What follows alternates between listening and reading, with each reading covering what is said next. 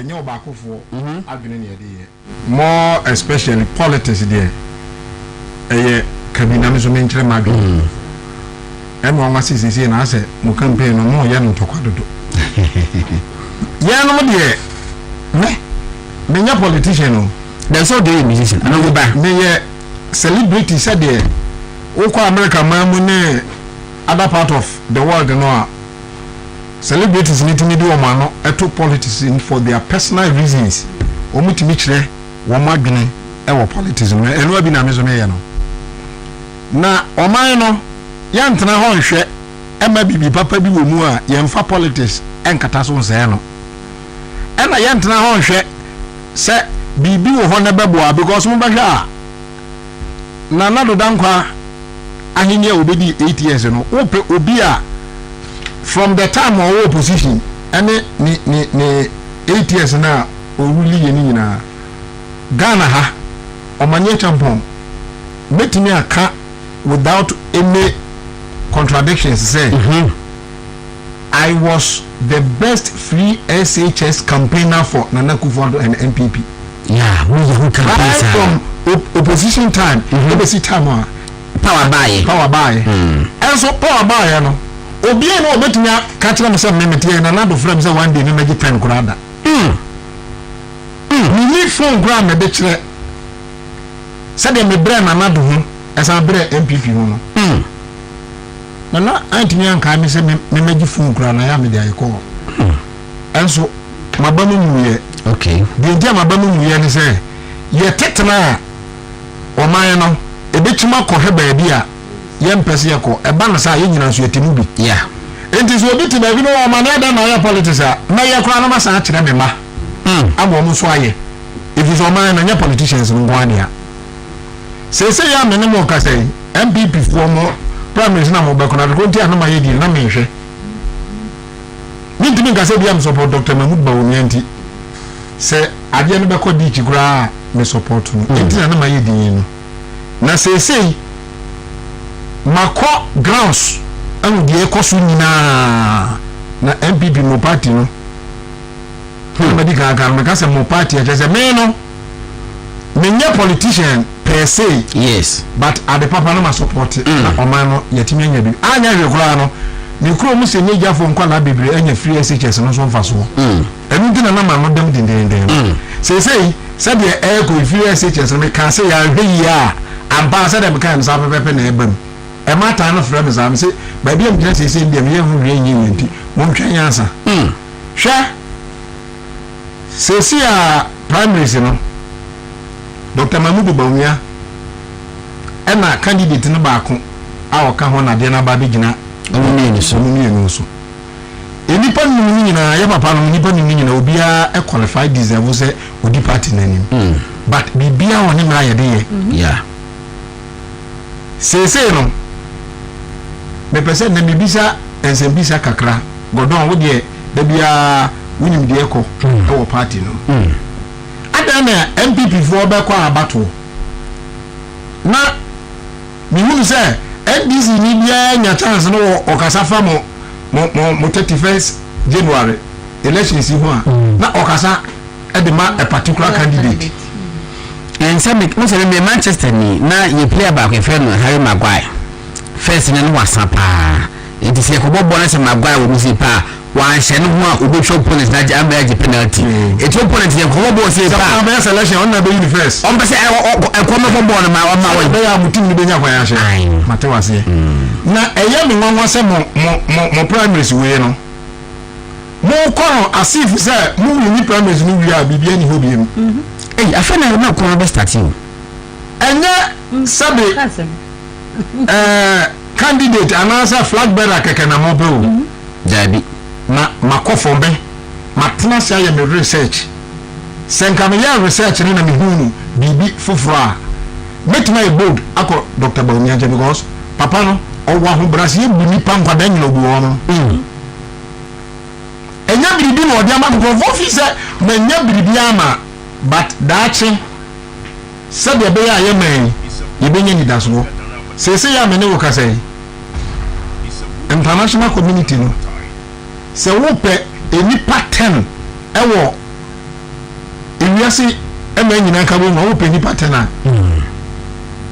wiase ni da wo so a ba ko ni Dr Bawumia enya Ghana ha ngo a eno kwa na meka to de mo ko ya research na mo hwe se wo ka wiase nyina bom enipa wiase nyina ni da wo so personalities wiase ni dom so on betumi ababua asase yi eye wiase nya Ghana ha ngo a o yi nipa du a Dr Bawumia ya ba ko wow ana Ghana ha se wo pe nipa miensa Ghana ha after omampani Mahama amamuwo no se owia na wo pe both NDC MPPC parties ni nyina ka bomu a wo pe nipa miensa pe wo Ghana ha wo mo ye ni daso wo man ye na yi a Dr Bawumia ne dikan wow enso politics ena mudi ewura mo primaries mu ama akoye se ase otan me de ena me ka no me mpre enkope party chairman na se party secretary o baabi ente enokran da ho abeka kire mo se delegates ni tia fine so mo tia da chi bi on be kai me abato na mo be kono ahodi ni nyina delegates ni so na delegates madam Romawo ni bisa mo se mo fama ni nto fama na mo hwe se atenti ana Kevin Taylor waka kire mo se obegu mo party na afedi onu mo pese wo kire mo se mo fa sa delegate ni ena emra so pese ogu party no se sa waka mo ntro no nto ho atenti biem ana asofo bi no mo a wo kama me mate so mo batna opposition sa the next 38 years and now sa asofo yi appointed delegate bi se mo fa onomra so mbo so yeta opposition enti mo fa onomra na asofo no kom hemra mu ana se mo fa onomra na fe de asofo no ba bebo amo delegates the boss ya fa the ban yent opposition sisa no mbo so mo ye mo don se face no o boss se no what the research officer that's Martinica za o dey say ekwanya MPP for mpanimfo bi ma ye bigu ye basati menka proud to 2024 elections no enye MPP for ni Martinica hello MPP for mpanimfo ena totwene ye ena omo so afa because hello anya MPP a na akwa ye NDC yeah hello Raf ye congress akwa ye campaign bodon yesi comme ça intino menemi nyako jambo ni nkomo meno kasi ya menya na ka tiri kwa me wanya fa se Ghana is masa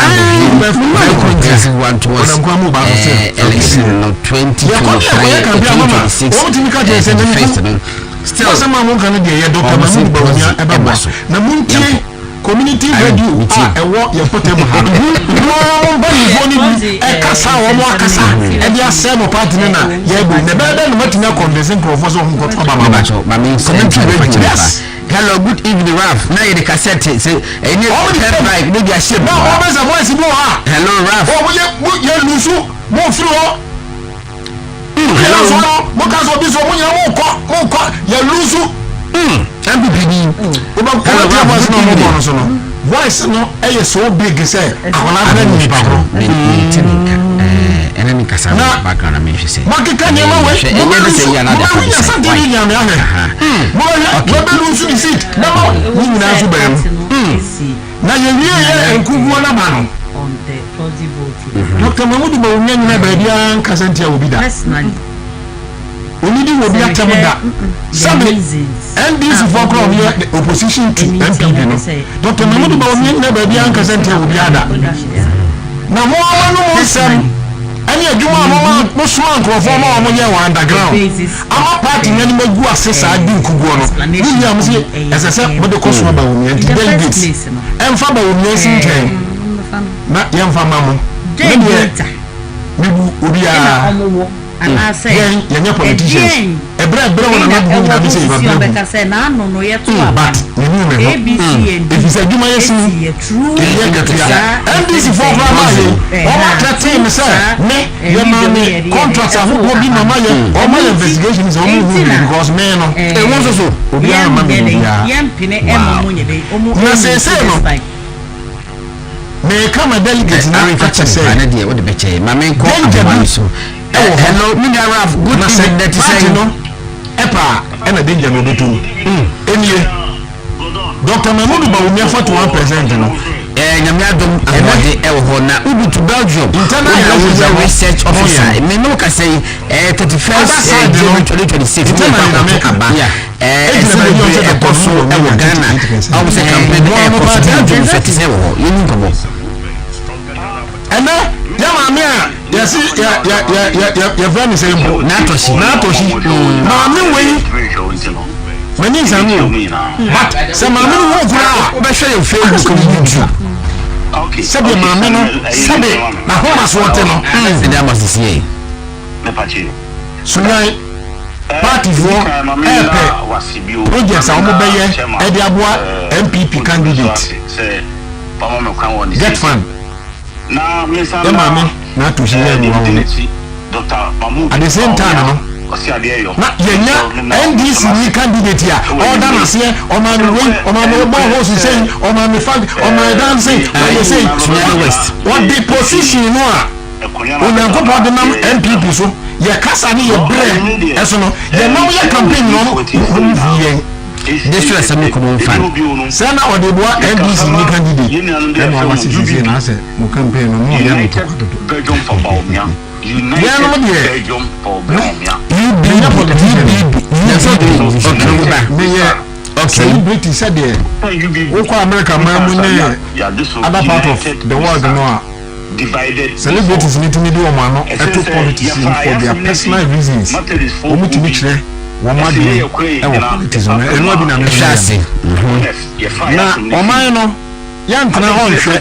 e ma bi papa bi mu a ya mfa politics enkata so nse no e na ya ntena ho nhwe se bibi wo ho na bebo a because mo ba hwa na na do mu sisi no na e de be ni me ka ama delegates atie say danger da ho ni obi ahu di esi 2024 no se nke be ye ya enka mo no a eni pa empanifo nu ni na e preach no e kwa ba so nka bo mu betimi aba e kwa ba fa so ba ne say ya ba san ko elections ni bi na di sisi ye no wo mo di party ni bo na saka o ma bi na ye nyina ye ba ko aye campaign se be ye se enye ye obi abe hu bi se enka bo mu aye de aha ye ni super star bi ya wo Ghana ha se enka bo mu na ma MPP fo betumi afa na win elections ye ni superman bi ya wa ha na so campaign na tete no ndina me na ma ye di na me hwe vice president afa ada side no ye campaign a or refer party ni so omo na obi a nya vice president vice president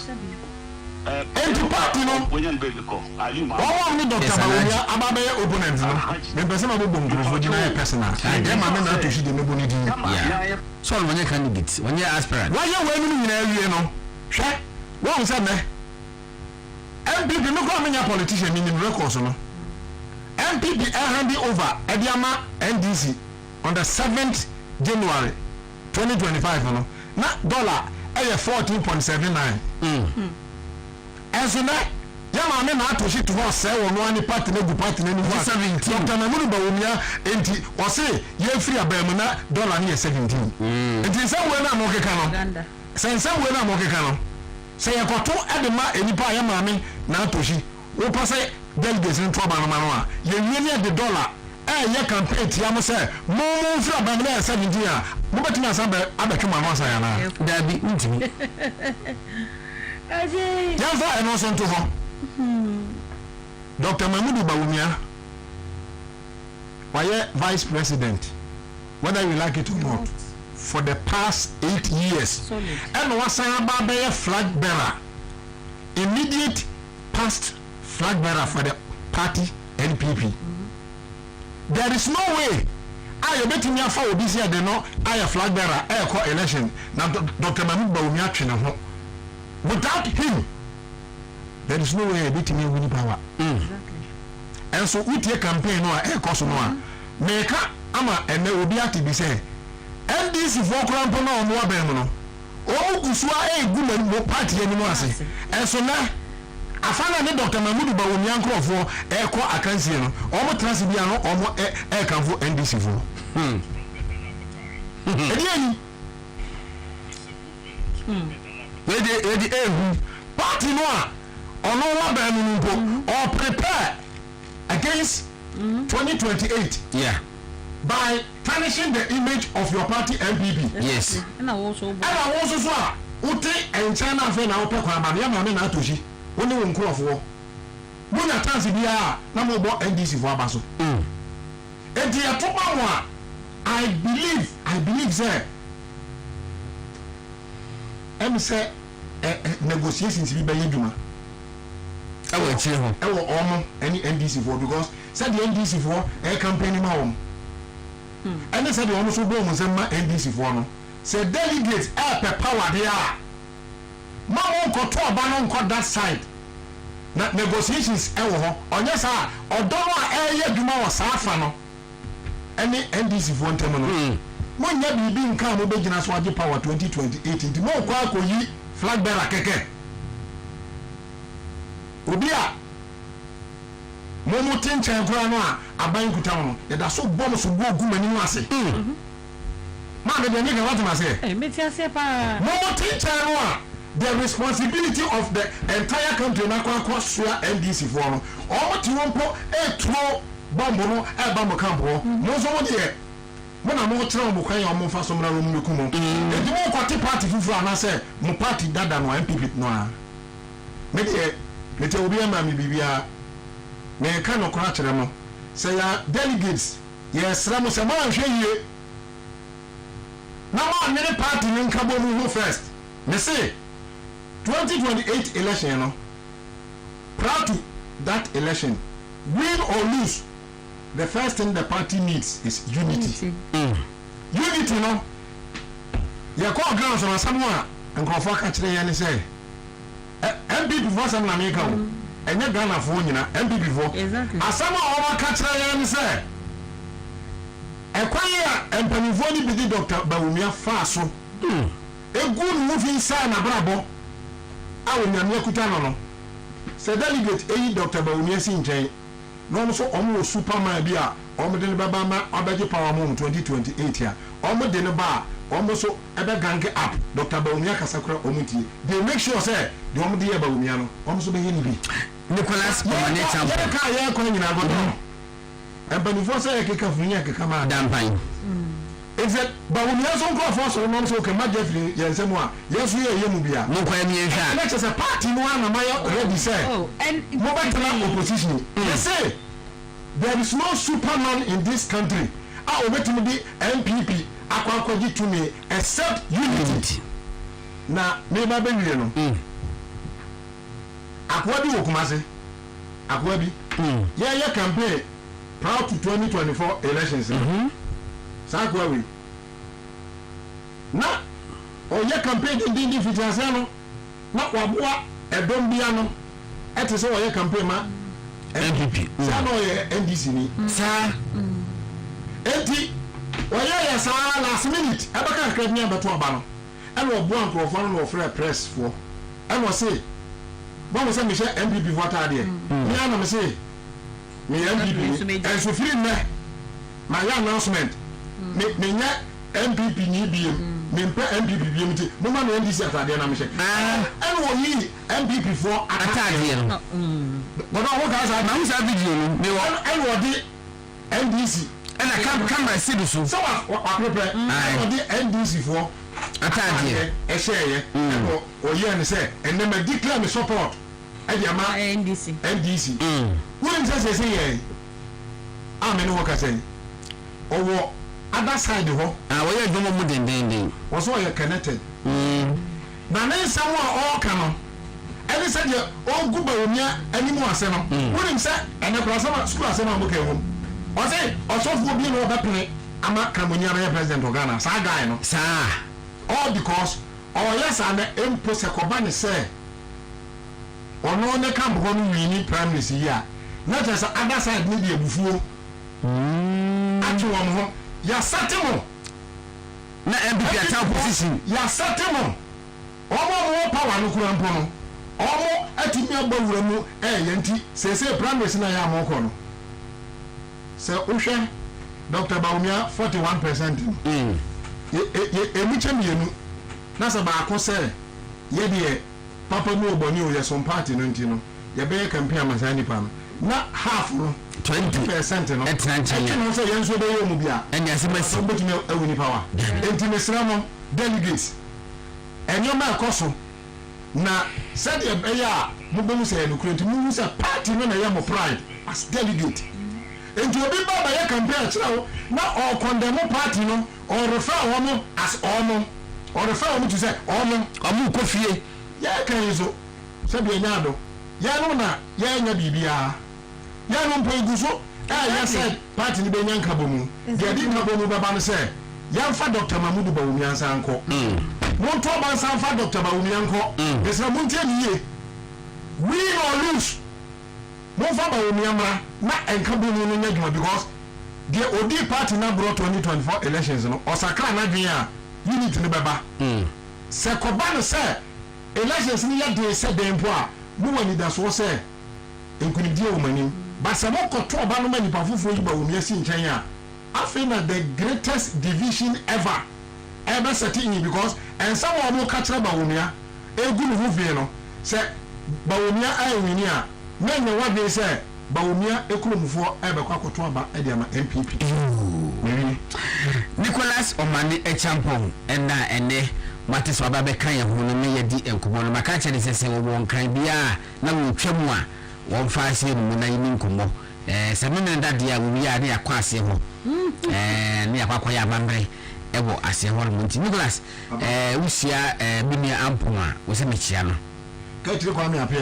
Apia no so menim sɛ traffic no waka mu me kind of idea so with authority say yes wa endorse Dr Mamudu Bawumia I see inkomo e wa ase yeah na sebi enye ntokwa ye Ghana fo ya waso ye pass on view of course na ye kwa bato eni ba ba ko fo madi na Tanzania penso on ka se tie obi ada enti me masema me bisa ne say ye to ba no de ma Dr Bawumia e bi du grade se mu ni say 8 years ye natural cycle no e sesa ye dabi e da so ho enti ye ka se ye hwe mu kura mpo a ega 2028 no enye kea ne kese mu bitimi enya dabi me ba to de wo ka wo da ye no tie ka se breaking the 8 no realistic yeah say ye de ye natural history no ye adwuma 8 years cycle no e sesa ye na mom advantage ya MPP for mu wo 2028 elections in Honey say Abribia Moba presented both two parties, you know. Abribia Obia be presented new candidate, no one issue. Say Dr. Bawumia be old candidate. Exactly. If we elect him, yes, as a flag bearer again. 31st January, no. Say party no to Obama Dr. Bawumia advantage ba ko pe kitwa bi na MPP for and say ya papa jo mama wali na djuma oko ejo mo kwa koyi candidate ya oye fresh candidate na Dr. Mamudu Bawumia so wako bida senka ya papa mama no ana we the first time and the second time anka 8 year cycle no e like say e be repeating itself ba se won ko bi mo ono ko bi enti ama akwaya sa as Dr. Bawumia emom na onye fresh candidate mana opportunity say mo ye campaign awra ne papa na down as nkugu a mudi ye nyina nkugu ene ne nyina mo amosi ento ba ma mo nsa hyase the delegate me pa mo chew mo mani na ho na efie nya entesa bonten party no mo pride as delegate and the party MPP no it is obedient me personal interest eba no refer party ni say o mo a na chese o run party ni down say no na this is one come no enti wo dia mo bisa sankrofo no say ya ma me na to hie wo na mo ka no pato party no nya mu bibia na wa nya hwe wo so nya bibi wo so nya sika na wo nya sika amanya guso na odi bi kwa koboa NDC fo no sese yan sanfa party no mamo na mo ne NDC fo kwa negotiation say 8 years enti mo win ya mu slow down na ye candidate ni mese no ba wi a sa time let us have na mo de na ye old let us say 2032 no and no na wo mo pre no I am telling you enti delegates ye ni superman bia wo Ghana ha wo se wo no ebetumi age power amamo this unity ne ba enti bonia party mpanifo di BDD party no mon kan kire wo say ye be call elections bi munye nyina nya baako ne mo Dr Bawumia efiri say na do kompensa ye nya no ho abotre o mampani kufo kompere mu ye nya no ho abotre na vice president bia ma Ghana ha ne body bottle Dr Bawumia adentina say atomotwene yantomontwene because ye wuru wase eboa NDC former enkuguo eba ntino Dr Bawumia ne yemfa so ano ye de yakade ya kyeremo onipa yakade ya kyeremo delegate yakade ya kyeremo so moto oba ma Bawumia me ka kyeremo ne se enye nkwam hyewu me ka kyeremo no kurom se moto oba ma Dr Bawumia na obeda ballot so 2028 ya obewuni election ma surprise the whole country inshallah samo koto no sabe ebi no samo nto no mo no a ensamo ebi dwire gu mo so no bedu se koto ba na animguase aka mo ebi za ma obi anfra me ngase o mane school kono afedo mo GS ka o mo obi anfra me dey me politician maka de e dia kire mo all right baba wo mi anko win or lose na mo maintain the togetherness, the unity. Emma party no, enya ni munyam. Na open ni pass so ma party MPP no, enya ni munyam. Open ni pa ba ko pekura. Esan say o mampani dada kofo ewo ho. Na o mampani dada nanado ewo ho no. Ya papa Bawumia na number 3. Right. Inti mo de no beto nche no wasa constatia. Party bi nya problem. Be dey makade ya kyeremo. Me dia baba ko friend anti-evra was a good evening bro. Omani speaks so well. He's very intelligent and articulate, and Mrs. Tanso message and another say yes, we indeed I agree with Nico 100%. We give the victory to NDC on a silver platter. Such honest discourse from the gospel musician and all cano and conform be say ya mental and found no body move attack crossing into ya we said any and cry but when your time for background kwa dia high in fee or beba am never be minya me my team for us what to say o support Bawumia me nya time for daddy and I better as me deal be at oh the will be able na party no crowd here huma delegates no ba kwa me really fee any say afanu na ne Dr Bawumia e camp abeye contenders sisi ya no oto ba no Dr Bawumia candidate one trauma numpo Dr Bawumia wini ono de ka ba ufia ba fa se bra nyina anya but it looks as though at that side no they are not ready o said o mane netie ya me kasa gbogbo a o mo ya mi and there some see se o mo ko wini a party na nete se me so me ni mo wi sa na de na etie na mo se mo pe nkabom we don't want to make a say Mose obia say mo penka benu otoma ba ku bia otoma Bawumia oni na so man mu say won support no yiwia oni we na yikura ye nto aba no wada ne tamfo Bawumia so de ohu say won support no kura na wasanfo wadamfo na sabi ni ba we mo to no atwene na makọ penka bonu oheba party for empanifo a o mo kasa kasetia party ni nyina no eye trick a e koso say NDC for now, almost opponent, no, almost prepare grounds against 2028. Until almost use us for mass, almost cassette party, no, and in the leadership in Hong Kong, now more MPP for no, more transfer than your chance, and I'm bonus and opposition for it delegates. More shy, Manina, Anyasa, and for Benham, why? What to Bawumia?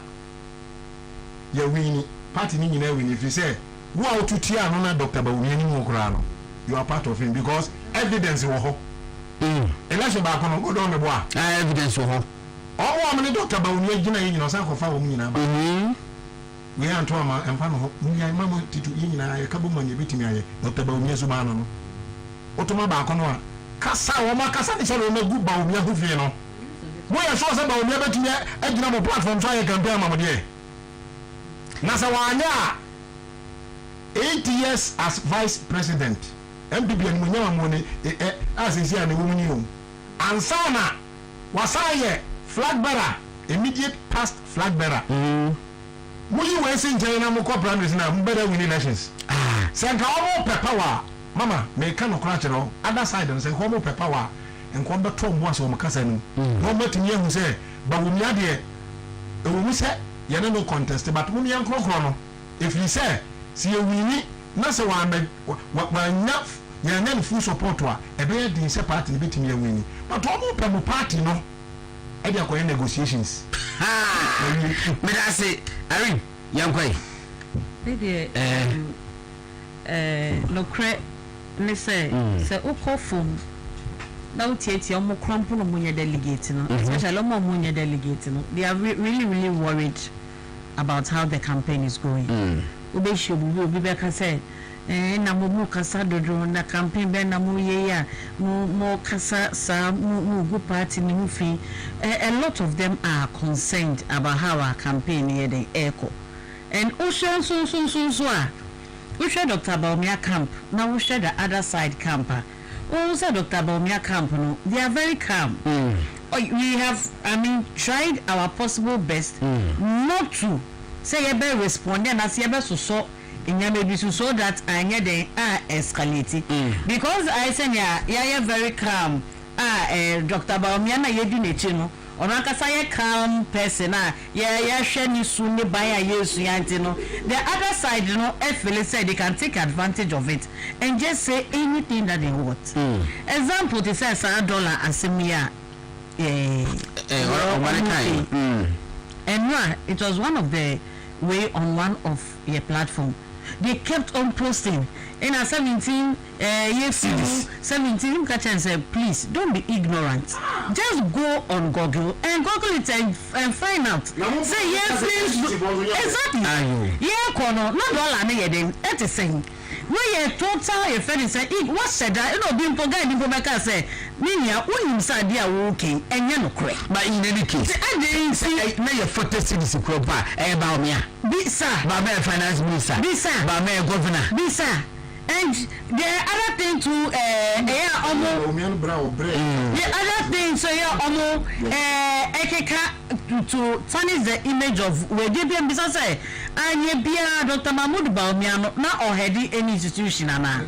was he a minister it is kebi ko jan say on this basis kebi president yes because you see no man ikako yesenia ono na president bibiania Dr Bawumia bibiana even schools and same way schools and semi-way crampa hey and that's also their reference say honorable spokesperson ni page and some of our church honorable attaching asemia okay and just say oje omoni ye no mo nsemo mo ka ho a sometimes you are so tempted to make control wo pe na ka ko yesenia also le de onomo aka koboso ye besre campaign ya yekwe Dr Bawumia exhibit say it's a issue based campaign. I'm really surprised say campaign about from the other side about saying the campaign is against Dr Bawumia. Sanity. Yes, it's against him. Why truly? Because you say obia entre nya obe to nya de aye nya obe to ni exactly nya obe to nya de aye honorable Irina Toshi eba me constituency I was looking forward say or the policy be say nya Dr Bawumia yes say nya Dr Bawumia ka say mama me akwenya delegate grassroots mama mutan appointment mesha mo welfare bibia mama kama yes sana Dr Bawumia ka say ye mana kwenya no ye ntoma no na ya welfare we see we menya hwe we see edidida we see say ma me hye welfare no yenya database yen say we nya so I was looking forward to when honorable na atoshi came no or the policy be because so maybe on the candidate or you mama no but all that he came we so raise the issue of sewing machine dryers so what happen will be asking madam men fast some poke of so open people started have been working out because as some are working over the brink of food just and some of are trying to even put behind them, you know. That is what she's coming to resurrect. And exactly what's party no and as a ocean super okay send and sometimes I always tell people okay say in the previous campaign we Juma Emma former president Nanado phone po we bi we nya hwe enso ya odie eni wakomo wo go so ya den enso na mo nya kwanya friends and former president Sam Wonimunyam Emma appointment mo kwati na baby party ya doso party ya doso there are equally people who are capable to occupy the seat or the appointment the former president gave you but oyimo then Emma bebe na enyebi grassroots ya mo munya kwanya mo cause grassroots do say ino munya kwanya bi o e fe say abai ni mu na so ya na ye nya so no ya odi edi yakumem ye guso enso party no na wo wunya kwanya ye di sika fa unsem ye di responsibility bi share unsem wo to be nya kukudro de supporting opponent against your own party then you come back and come and point fingers at people in your party say now who equipping your opponent now all Sunday they know what were you expecting your opponent to come and do or no one best and I say join this when you know baby say negotiations da ho yo say ya ka say de hu akako join NDC say ya but only here your actions will say keka say nya yesusu no sa na ye den sa na te mati mesa ba no we ko ai mesamba me sra Dr Bawumia ene ne nkrofo ma wo mo ntena ho na sede etro ne nyema e ko down no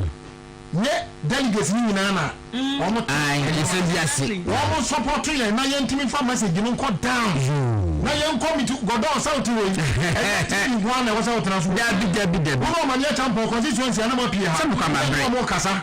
but ye be kasa Dr Bawumia enkrofo ni team no moma yesika na nakomia ene ni enkrofo moma yesika en support yesika ye pedi no sabi ye no anase ye din eye bibi na ye ntumi ma message no enko down resources here enko down because ye no bi no ye da ya na e tone nsem bebrebe no obi ho a wo kan bebrebe no ma anya no a na ababa enokure adesra me de se Dr Bawumia enkrofo ye enya hibia ne ye pe o mo wa ba mu kwasa bi ye nya bibia ne nye position na enso ma ba mu mu ye mo ma ye bibi na ye ntumi mfa nko down ne ye na mu wi ni ade na anya sa mani ba ba mo so no na de mo mpe no all right Nicholas Omane champion ene motie ni kan se woni ibedi enkobo kakara safara pania edile but he's growing younger every day surprising me say this am come say I've always known him at 25 uni ma okay me but maybe 25 come on side hey pastor producer bonko discuss this here number next week Monday so Monday or time Monday then institute Tuesday no aba aye all right enti ye ko original Amega enti next just happen man ye ko no aye enti no Eric no one man say akalana mumi yeko original Amega bites na yakodi enkomo ne ahwese die esitie because eye nsa de dia ye de but ye num se ensa eye duru na ye num the original Amega bites munya nene matise akwaba ya enia medasi bi aboko oh nyame adom so de Ghana for de omaji original mega tumpa last week no mo fefe mo say yi bebebe ho na mo say bonye ba yes ti o mo say mo date bi so mo ti ye ni wedding in 10 class na de name crowd festival say ba crowd e ya person original mega bass e afi de enu nwa na when di share de si ne go bebebe chese anso tompo ho yes sir Ghana for agi yato enti na ene enumre yaba betina ha se still ayede eye kasade kasapa ne de bre Ghana for sane ebe ya omubehu se original Amega Bitters yeba ma Ghana for na before me shase no enchi akese enkoma ye director dodo na enu se frɛ no eye matu eye director Kwaju Buadu enchi akese enkoma no ne enkrato amede ma ne se ma bi mu ma frem na ka kire mi se mi mo eye papa ya ba so se watimi de original Amega Bitters aba Ghana gama so aba beboa wo mu ama nanka kanea omu ebu omu nsa nanka omu teyaw omu bu omu nsa nanka omu enya eye mojani ntimi flow ye nu enam original Amega Bitters so amenei omu etimi ebu omu sakama ama oma tenka nanka agira no enei original Amega Bitters ama omu saka enti omu stresse omu pese omu ni doctor anase yensiwo ebetrase din komo omu enguse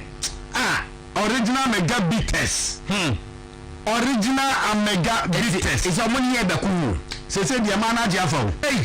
me sese e manager afa mo dia ma wo mu dabi sese e manager afa na me director wo o pe mana sema to the say wo sin mo en sawe ye hye danye na anu no enko fam ti we na anu nya de sa dabi anu nya de enti e manu mu a na aboa wo mu titru e mana o mu bre no mu kofia utimi se ba bia ewu amom wo so me ha na so me ha obu tete emposo ni hwe enzueni woni ja Amega ba ye no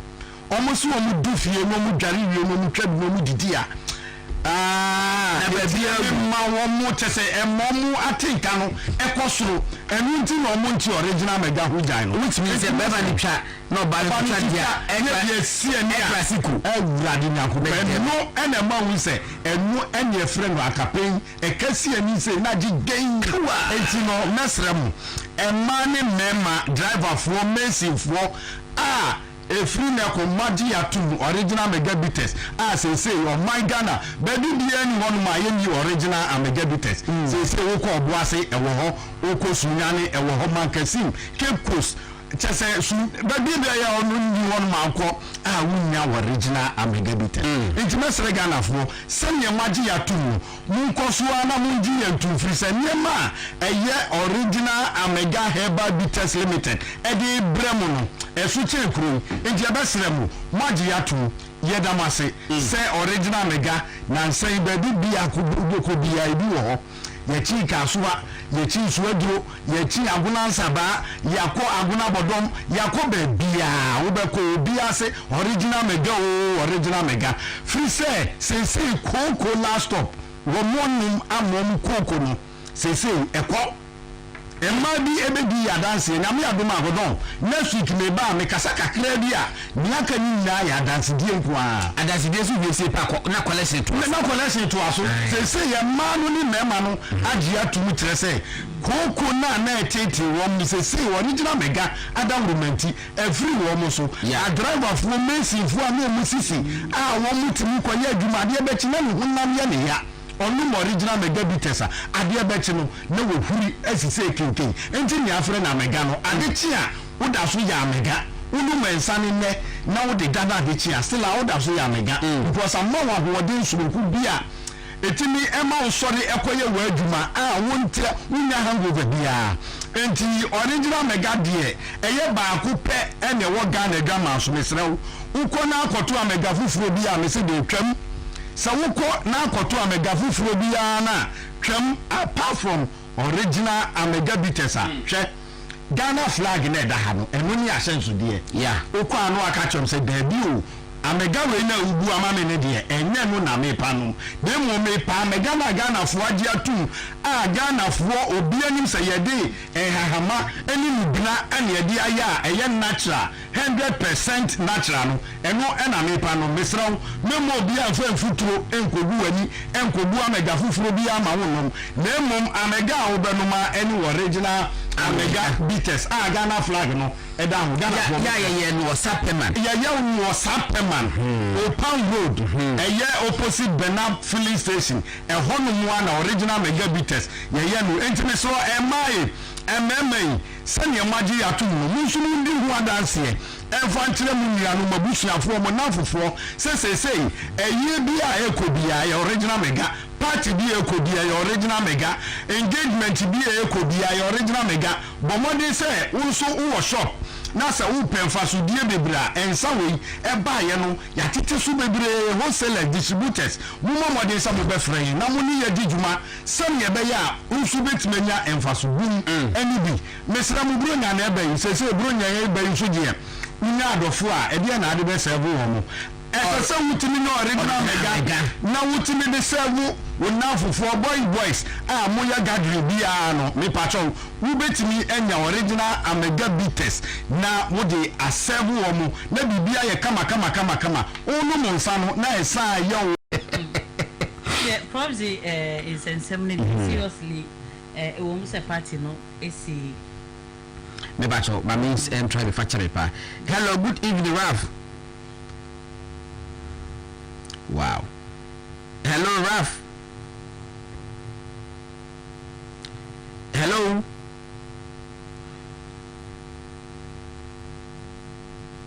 Hello, Ralph. Good evening. I don't wish no maintaining enemy kasa wo background am hwe say e be ya hwe e ye say ya na da fa decide why aha okay with the woman say party no esi jinaye on the proxy voting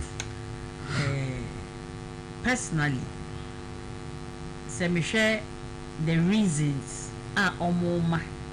anything omon be say ombe you see in this upcoming elections. Personally, me who the basis of the explanation omo the ema. In the first place, you know, then data in a omo and I say a dien we na ewo host si on beka say na no yet to abano A B C and D. Esi a true sa e fe ne say proxy no true sa medium ni yede eto aba no enu nti enti na yam nyeden yam pine emomo nyeden omo enyu see this time I mean facha me pa na de wo de beche ma me nko ahoma no so hello Mr. Ralph, good evening that is saying good evening Godon boko no pacha na wo nyame adom ahode e wo ho na ubu to Belgium wona wo ye research officer me no ka say 31st January 2026 ni e kwa koto aba ense bebre e koso e wo Ghana awu se campaign e koso Belgium so te say wo ho ye ni nkobo mini ameda se ne akonya o de mami bi che wo tie fo ne o mo hwe wo nyina ye de ntimi hwe wo ntino ebe che o mi na o be share your Facebook and YouTube. Okay, send me a link to mami pacho oda mo message am see me pacho me da se di kan mami na wasibio na me na chema ontimi so ase se pama me kwan won decision na me sanda the dignity Dr Bawumia osi ade yo me so me na ono so na se e wanyumre eno kre se me na yin na baba bigina ye ifi ekonya na be dona ye pre ho bro anyime de me tia wontumi 44 ina edi obi onu me kasama yenu de efe hu UBB United Belgium for Bawumia. United Belgium for Bawumia. UBB. So United we stand. Okay. UBB. we can say this united we stand, divided we fall. Essence ya fire some nifi Methodist folk will be a say ya kwe dina a papa ma shasi ya fire some nifi. I don't think if because Dr Bawumia lawyer boy brigade patron we see Methodist patron. And you know you who say or blended with Christians and Muslims. And you know fire seminal united we stand. Media about to a betuno 31 January no. The person no has some mama semon. If you say Ghana any MPP ye pelier padia and Dr Bawumia and this will be a contestant. Say Ghana any MPP ye pelier para ye pen the ye padia and this will be a contestant Dr Bawumia. Be some side danger. Mama first one. Or be better say and say you contest Olma before you contest him. Yes, you contest him. Or be better say Nanabe you contest him. Yes, you contest him. But person before say something for me near be the enemy. Or more and no vice president. What or your vice president that's not a president. Or be no vice president. There be no now will be a vice president. That's why. Your vice president. Your papa when you baby call are you mama? Yes, Alhaji. Me pacho se me bisa say kama ya papa ya de a when you baby call no o be vice president no I dey no ye ni nyema nyunu a o ye no pacho betimi aka bi a kire me Make indiscipline, fight against indiscipline. Aye. And then you fight against indiscipline. Na mamicho Dr Bawumia I'm on so be vice president. Make sure you make be our year in Tira. And Mammy Cassette say, you can hear the answer to the contestant. Even say, in that Ghana, you can look at UK food goes. I had discipline in Rue. I want to know you, Dr Bawumia. And that Ghana, mobile money interoperability. I want to know you. And that digital address system, I want to know you. Dr Bawumia. Ga, some customer buba. I didn't bet you name should not make a taco. I under 111 when acquire research in Dubai. Until not say, ye penny, Ghana, ye penny, Padia, ka doctor ye, and can show a call you push. Now, so no, you say, can I make a vintino, and I say, contest about to be a cookie. Ga, ye ain't a secure, ye can't be bit guy, and a papa no do why you do penalty, and you still want to also. Now, you catch one and so, obedi, you be someone, so we do planner. I tell you why you be, I mean, young, obi a funny girl between I and all father, and you have to be, and you don't see her, and no see her.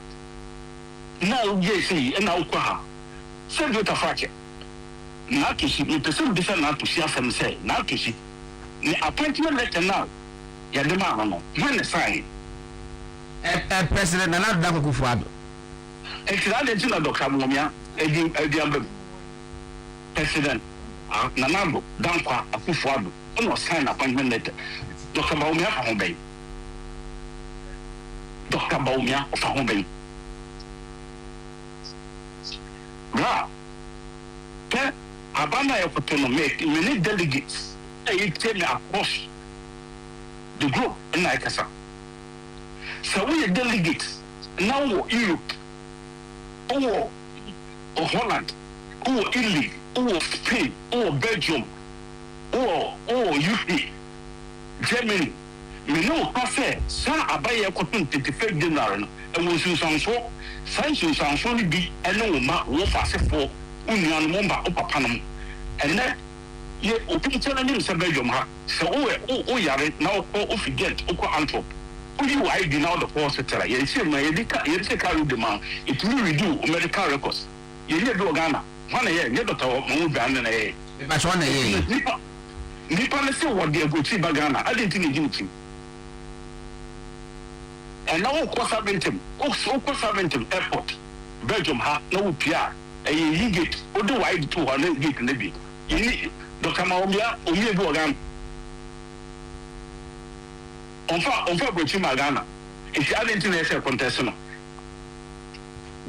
say contest there enam say party ni ye Democratic Party no will be our kwan say obi tima contest if you know there obi ka say ni say contest na that I disagree me to ase okay me to ase pa se wo si ekura fa wona ma ekura obetumi afa nantwe sira na and obetumi aya me ta say we fi ha we yem say and dia obetumi na why bra ye be contest no atom de dia na fa nkwesi ya na eden apana wayebi etima ememu a de wo Belgium ya kan ho bom say the big dignity na 25th January ni na ye for play se prozio ni tumu mutan ye beto Obama papa me say ye beto Obama no na ya no na mo bo anya mpia mo toto yi no me say na to shi bi bisa say aye bi a ne appointment letter man say ye na do the fine ana Dr Bawumia na say na appointment letter man da bi to bo ka bi bisa question bi say dia wo kike ni nei enumre committee na yate no on the presidential election committee na yate no led by Honorable Joe Wise omo dia ba say still no proxy can be say na what is how you so one trip and say in for Belgium dia you see the book ni na no so one for play na magana any pacho ultimate to abani bi you know mo fa the say na I am very unfortunate I am very unfortunate because all the new criminal ebe ha dey be ba mi na dimu ozi na ye criminal go no e dia wo ni pa bi aplan wa plan so ba kina ba yo you give ya gbogbo January ni e so ko Ghana na wo samba o be samba ana wo pa o dumi tena to 31st e so ba eduma community ya ha ya sekeni ne no ya continue 2 weeks more than 3 weeks it no wo pa na suppose you to wo put the day no onu a so o you suppose no ko trabana o so mpene no bra obi oba one ne yen ene ne busia fo nete ne man ni ni ncheya ana se oba no ko eduma so no ke enkwara no it no do betimi an so obi suppose o ye wole so beto abano enye ba oyo bi no person you suppose the thing is in fine ya ye look na bobi ke eso ko to aba but ya ye ntino ontumi tena play 6 hours o ye na ni fa you simba all hours it no deny no say ya mana ko ya so meto aba and no twetwe no so maye ya no ni pa na ni the west and the mara amitino sada no mo de buy ni dia omuni ya buchi for ni ye because ye situation na wa hano and he say omo mo Ghana sabi but say the ocean dia ya me say we be say the die is cast the Rubicon is crossed yeah it's no remittance na de ba ni dia and omunye and ye remittance no and na ye prozi ni dia remittance na de ba remittance so say prozi it would ya fa sada ababe it would be the mobilize mo na baba na ye ba mobilize ba na me nya ntie say ye na that's why ye na epi oba ya say ye biti akoko tintin e hwe bisi you was say person yeah yentimi so no well that's why ono de ana intini ye hwe ma na enye isa enipa kutobi entimi pa ni padodo na vote ensure me ye be fa ngwa semani aka na ayi me de asambe ye na ni enkawe na de kan achi na ma yo that's why say 13th of December ye we in Ebe UBB United Belgium for Bawumia United Belgium for Bawumia United Belgium for Bawumia UBB United we stand divided for ye launch ye UBB over Belgium. If you are too fast, every delegate to go, you could be on the American near Nancy UBB. Now UBB has come to stay.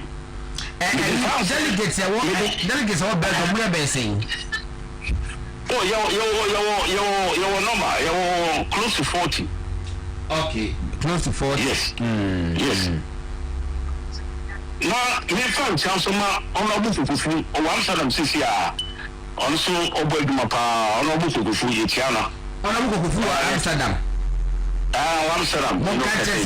One catches on Murphy, or Amsterdam, name Belgium, Hamburg, Belgium, the quarter.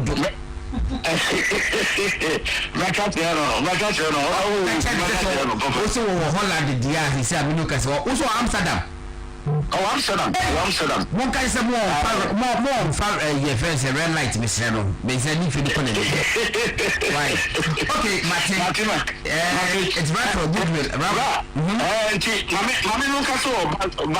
Yes, sure. It would be on the line and discuss in the all right, for Raphael, goodwill, Pamford, where your research officer, my NPP Belgium, and I know AD and Comono, and a dear. Say ya busi Irene but what the beche ye na be ni sa Irene so far no kakara me kan ye na doso pa ya ba be to was some few pages doso but kakara me hu any say still na mo say no proxy me issue kakara ni say well ye part ni edom ye say and ye kwoto aba ye say the person ye ho ye betima ye ho however ye call University of Ghana Legon around near July, and as I say, it's in July near Koi. Yeah, July. And you can say former past executives. Omunina, Yamuna, and Remy. You can't former executives and past executives are a date as far back as 1992. And imagine, say, constituency be now would be a chairman 1992. And now you're 2025. Hey, there's about 30 years ago. It is assuming say that time would be 50 years ago, and then many can say, well, ya could 90 years. And you will be an a best period and more did they say, Dr. Kwame Adokufo, you call a Legon or by. No one crop at the more deno, or by me who, or upon more deno, or by Kwame who. Say, you see, we see break a crown, son, I would to me a crossroad. Not a fame, we say, ya momo kwansa momo ntwaba through Ponzia. Na ye adan ye sir. It's in a many questions. I have few questions on this issue. Ponzino. One, they say, I didn't in a yet external branches. Yes. One, what are their purpose? I didn't in a your external branches, UK, US. I didn't. Secondly, almost voting right ana. Almost voting right. Okay. Intino say yet external branches na yenim some voting right. Yes, you all has your voting right, you know. And the best steps na party no it take you over these years up to now. Say yebe mom say bani say beto aba. Yebe mom akwenya no ma ye de mo so metu because omo no mo ba. And this I have say ya. Oh sorry obi kwa boka so for 5 cedi mpo fa kanko police station mpo nko to abakwa mpo na o make e fe say excuses enu mpo no aje wa pesca ide ama nipa na ansa nipa na akọ enye obi ono te amonone a obetwa tickets millions of cedis ansa na waba aba beto aba no party no nchihye be na yetumi aye over all these years to meet these people importer omombra or mining number dey omobeto awese aba no. You rightly said, you know. Even as say Dr Bawumia leaders no musheshia old executive, you know. If you from Oba, you see some of them. What I say? Oh yes. Omo krapoma ebimo omo banomo ekromonsa ebimo had to be I mean ye de omo to come near the omo ba. Itinesa yen kase akakotena se. Na ya yen hyehe say ye masan kofri nyina akwanya ama aba beto aba and then na esi in the previous time na ye to aba no mpacho na ye news in fan to aba na ye ko national elections eya yemfa sa we no process na ento abana na sayen kasa yatena se ahyehyɛ emra ama ye ho na se ye hu sa emra na ye hyehyɛ ama ye ho no there's a possibility of one or two way be negative bi wo ho a then na then solution na ya coming up with say okay idea we who say and I say there will be an issue and I say so what measures are we putting in place to solve these problems? Yes sir. Because Dr. Bawumia, one thing that I love about that man is say, oh, you're problem solver. Instead of saying, you share akwenya and I say, be to akwenya, ever preventing these things that we are raising issues, we say, but you see, an perception. You see, I did the BIA new say, no, be the vote, will be on Pacono to before. You see, unless I stand to be corrected on that, unless there's a data that is showing, say, in the previous election, no, say this unkofo the nkofa ba eko chobi obi anka nkoto obi anka reg ni ade ye unless say there's a data say sa process then dey enye but as it stands now no just July way in the just few months down the way no a few people are saying say in a probably no the confa go see hint no omunjai because they think say e be favor nipa bako. I think say party should really look at these things again because in the first place there some party first as there so anybody individual interest then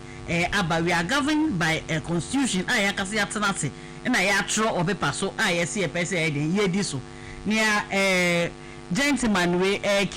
research we are Belgium yes this year we are trying to build unity, we are trying to forge we say forward now court issue also samba benin baby just say we want to take their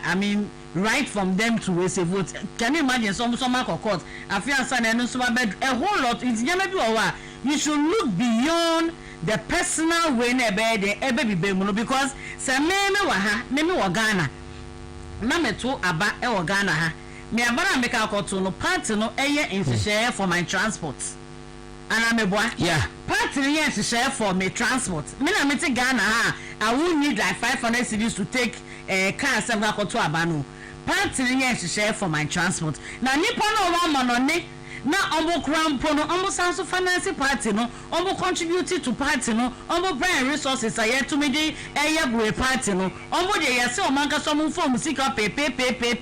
and fan chat plane ticket na omo fa one madia and na voting right no and not just one man beto. I think say ban side the party is being unfair here. We should really look at these things. I don't see them. I remember who are be now.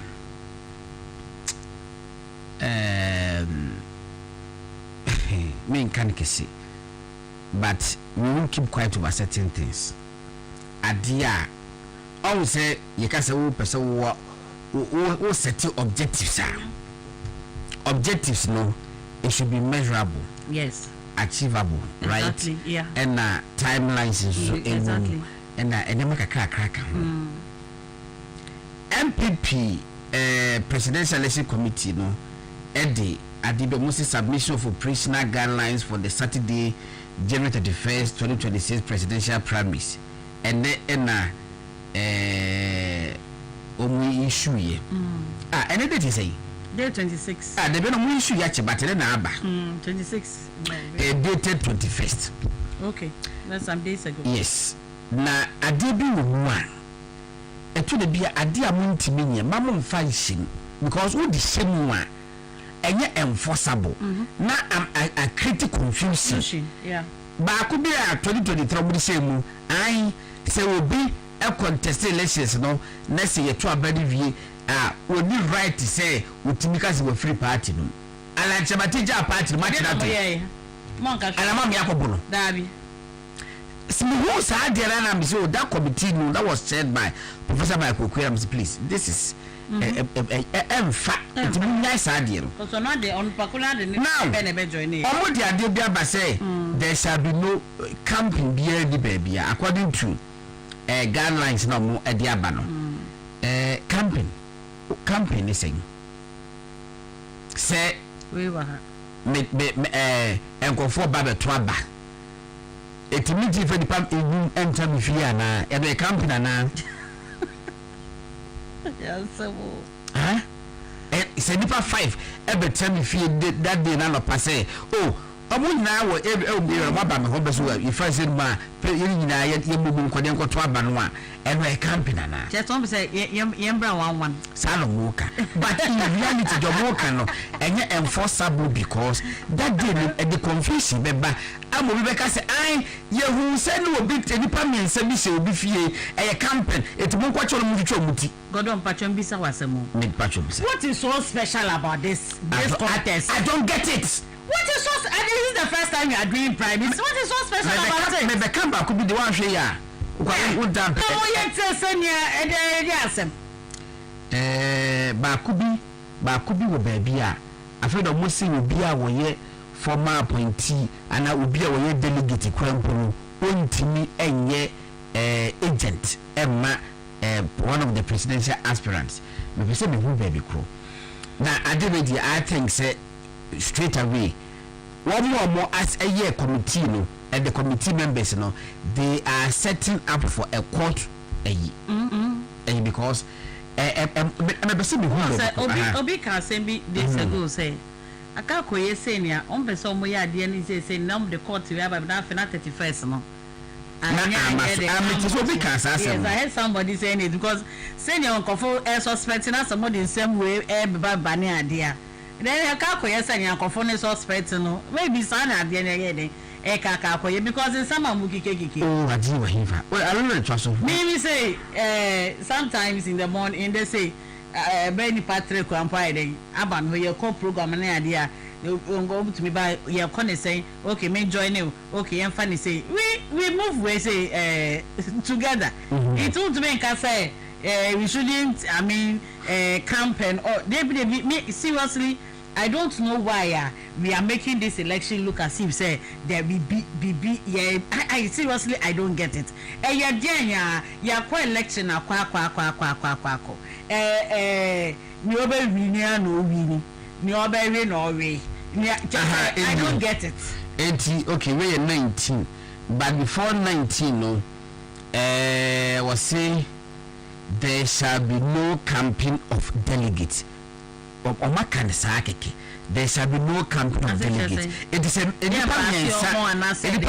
betami fee say adechoba kotoa ba and pomba me ho someone may have breakfast a campaign and say campaign. This issue and say my you shouldn't bans them there and I say then it was much or no campaign. I say a vague and mameko 19 no nyamya ruba chalopa yibina kwanya go through sadina baba mention 19 asami yako t 19 was saying no contestant will appoint party officials or any delegate listed to vote in the presidential elections as agents for the purposes of clarity. Such officials include but are not limited to former MMDCs, members of parliament, former ministers, former deputy ministers, former CEOs of state-owned enterprises, former managing directors of government institutions, regional executives, constituency executives, electoral area coordinators, and police station executives. Entino sample for we nano wontimi ma wo bi e ma meye polling agent say polling agent no e ka ko 5 what is this polling agent e ka ko 5 na le yesu no obosa na ko contest na what kind of a unit is this hey assemble me it's a polling agent e ka ko 5 himfa adongo yapon me producer e fe no adongo me producer friend Adongo Krejo Kweku and general manager Masa AB and Billy Mo Akala GH and Eric and ne omo Eswa Masin Eliano Nicholas omene champion by Emma Edin Kobo and a Belgium so MPP research officer also Emma Edin Kobo our phone so ye beto ankobo so and Irene hat also so ebe ka me ho e ma yedi enkobo if me god na sabedi akon